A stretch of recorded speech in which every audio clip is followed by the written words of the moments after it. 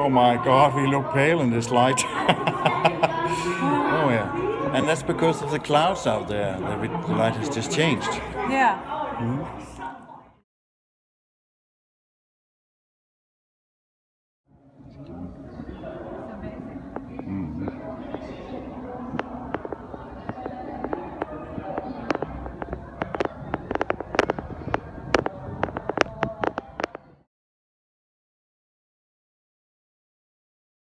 Okay. See, what I find fascinating about this laboratory is that it's about glass and color and change of color and movement.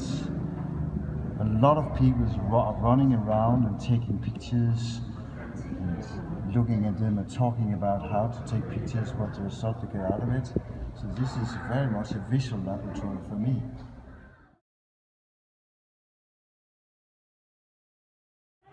So Klaus, we're standing inside a rainbow. Yes, we are. And this rainbow is part of the design of this museum. When you look at it from the ground, it's a circle that goes on round and round with different colours, and it's called the rainbow. Yeah. And I'm thinking about the open laboratory, which we want to talk about, and how the rainbow is some kind of a metaphor for what we're trying to describe. A rainbow is colourful. It's got all the colours. We know that. Yeah. So it's everything, just like our open laboratory. Yeah. And the rainbow, you can see it in some lights, and you can think that it ends over there. And when you go over there, it doesn't end there. It ends somewhere else. And there's something about the open laboratory that's continuous. There isn't a starting point. There isn't an end point. You choose where you want to be inside of it.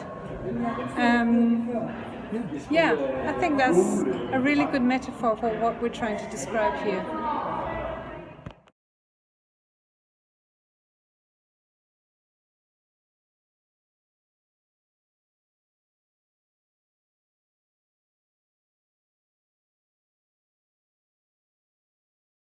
So Sarah, you invited me up here to see something, to see some different perspectives. Tell me about it. Perspectives, yeah. What are we looking at, Klaus? We're looking at an old tower. I have no idea what it is, but it's quite old. It might be a clock tower, it might be something else. We're looking at the city. But we're also looking, yes, if you look up, we're also looking at something completely new, completely different. So that's what you mean. There's at least two perspectives here. The rainbow itself, the modernity, the modern stuff, and something old. Something old that's got a history. Somebody was quite inventive and creative when they made that tower, the top of there, bending it and shaping it and using their craftsmanship. And then this place, which in some ways is so extremely opposite and different, and yet it has its own beauty and craftsmanship in its design. So there's a different perspective on art and culture and what that means. And we can see both perspectives at the same time. We can see two perspectives at the same time, right? Yeah. And even looking onto behind the tower, there's the water, there's cruise ships. There's another perspective on the history of the place we're in, the context, the heritage that's here. And that all affects what we do with it and how we react to it.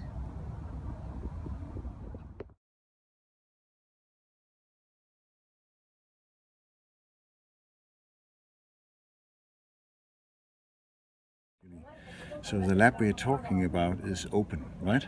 Yes. Infinite, never ending. But it's not. It's also open to, if you talk about the internet, it's also open to other laboratories around the world, to other people around the world across time and space. It's not only in one physical location. It's also everywhere in the world, in principle. Yeah, that's what our digital world does to us. It brings everything physical, space, into the same place. Yeah. So the lab can be both analog and digital, physical and online, and it can be a combination of it, combined with other laboratories around the world. It's about being in a space, And being with others. and constructing a space and defining a space. Here we are, this is a space, this is what we do here. Yeah. And you want to play with me? You want to experiment with this? Do we want to construct something together? It doesn't matter where you and I are physically. No, because we can both be where we are physically and somewhere else digitally. Yes. Together. In a new community.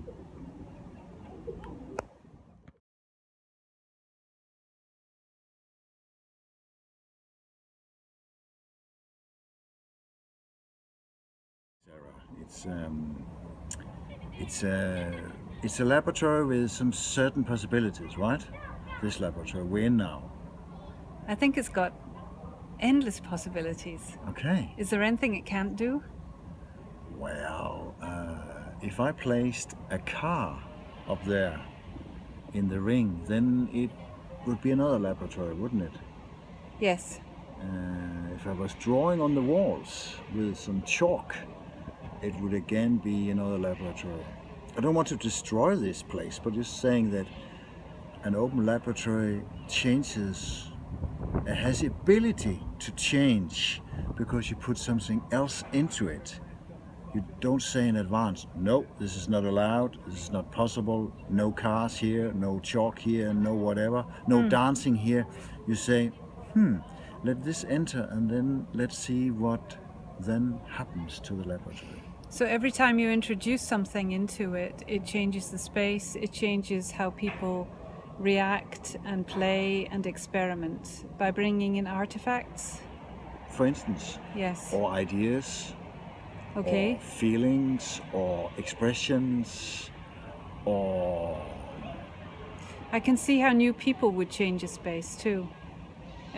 Bringing in people with another experience, with a different background, and with a different way of maybe being.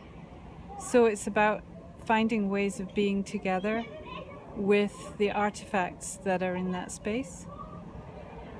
yeah. You could even say that when you bring in new people, you change the laboratory, but you also change those who are already there. Yes. And the new ones are also being changed by those who are already there. So the new, and it goes for objects as well. If I throw in a mobile phone, it does not only change the open laboratory, but the open laboratory also changes the mobile phone. Yeah.